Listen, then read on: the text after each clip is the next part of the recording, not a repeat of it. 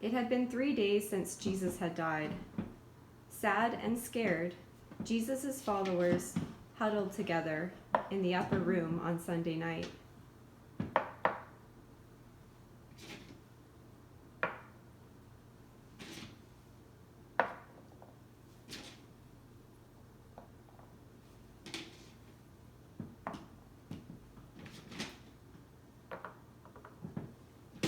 Their hearts were full of sorrow. They were sad and full of uncertainty and questions. How could this have happened? How could Jesus die? Wasn't he the promised king who would bring God's kingdom? How could death be part of God's great rescue plan? Early in the morning, some of the women had gone to the tomb. They had said that they had seen Jesus, but it couldn't possibly be true, could it? Peter and John went to look, but the tomb was empty.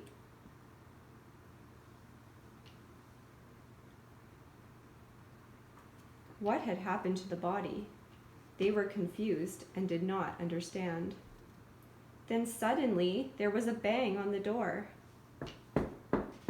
And 2 friends of Jesus, one named Cleopas, arrived from Emmaus with some wonderful news. It's true, Jesus really has risen from the dead. We've seen him. Cleopas and his friend told the disciples everything Jesus had taught them on the road, and how they had recognized him as he broke bread and prayed for them at dinner. As the disciples continued to talk amongst themselves about these things, then suddenly Jesus appeared to them and said, "Peace be with you." The disciples were terrified. They thought Jesus was a ghost. But Jesus said, "Don't be upset, believe. What the woman and Cleopas have both said is true. I really am alive. Look at me, touch me." And Jesus showed them his hands and his feet. The disciples couldn't believe what they were seeing. It was too amazing, too good to be true. Jesus asked them, "Do you have any food here?"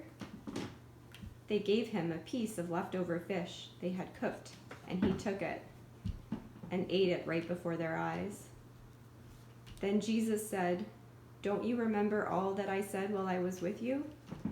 God's big story is all about me, from beginning to end." Jesus showed the disciples how to see him in God's big story. He helped them to understand who he was. And finally, Jesus' friends understood. And then they believed. And then they were glad. Jesus really was alive. Today, we can see Jesus by reading God's one big story in the Bible.